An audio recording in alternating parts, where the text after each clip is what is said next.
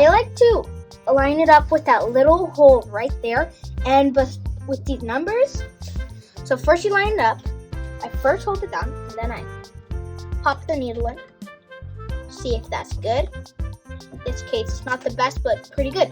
So first you put on the foot and then the needle.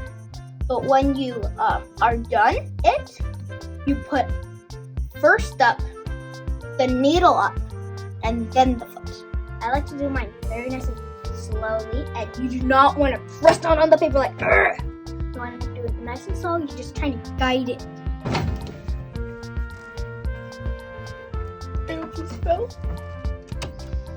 I highly suggest put both hands on, by the way, to hold this side and this side, because it could turn that way. That's not good. So always put both hands on. And be careful when you're doing a stitch like this, because this thing keeps poking my hand and you keep freaking me out.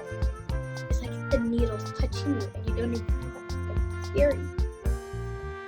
When I'm positioning my hands again, I do not step on the pedal.